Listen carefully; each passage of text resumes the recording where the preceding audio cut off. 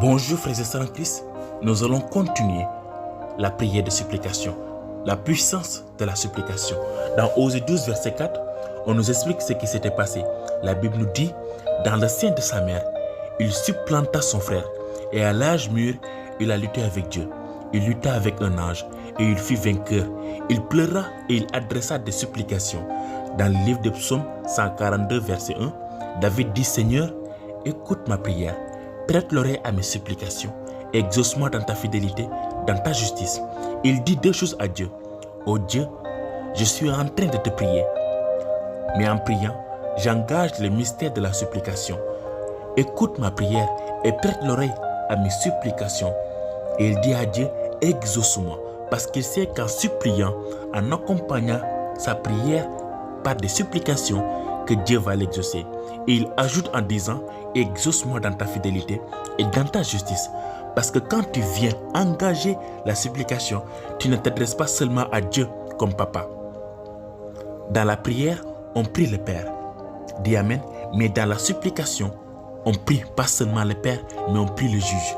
Parce que quand on rentre dans la supplication, on n'engage pas seulement le Père, on engage une autre facette du Père, une autre facette de Dieu qu'on appelle le juste juge. Mais comprends-tu la dimension de Dieu comme étant le juge? Souvent, on voit Dieu comme étant le Père. Mais le Père n'est pas seulement Père.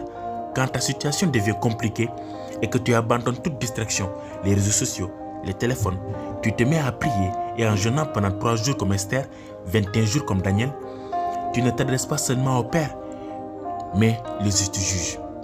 Donc quand on supplie Dieu, quand on engage la supplication, on est en train d'engager le jugement de Dieu. On dit, oh Dieu, fais-moi justice. Jésus, dans sa chair, a pleuré en engageant des prières de supplication.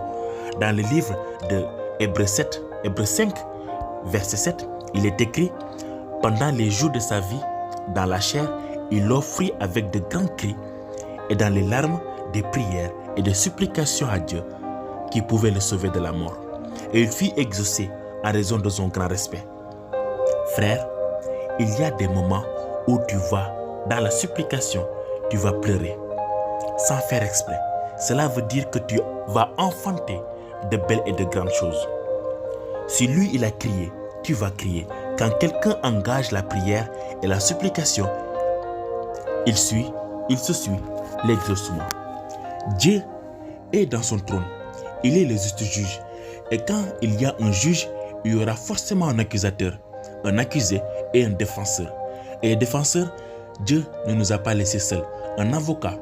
Nous avons l'avocat par excellence. On l'appelle le paraclet. Jésus l'a introduit pour nous aider. Et c'est pourquoi l'Esprit va t'amener à un temps de jeûne et de prière.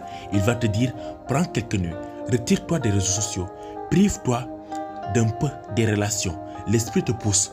Jésus a été poussé au désert. L'Esprit te pousse à demeurer seul, à avoir des privations. Dieu ne t'a pas créé pour dépendre d'un homme.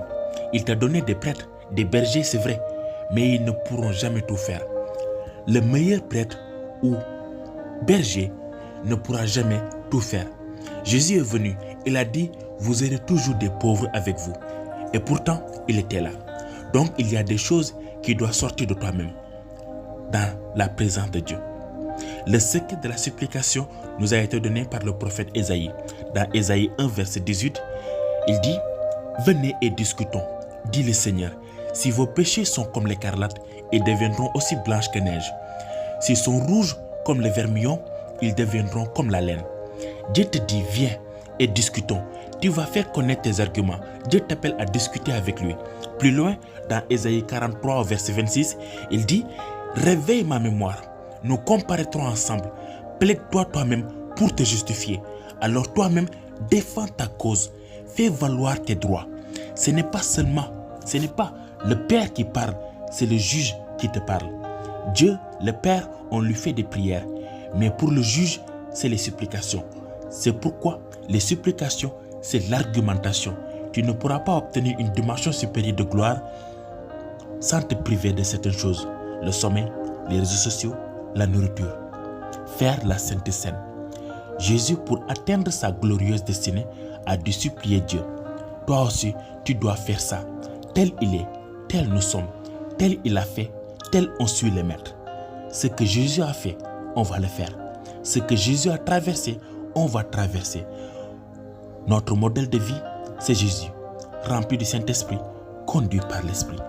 Alors frères, nous vous disons à très bientôt pour la suite de la prière de supplication.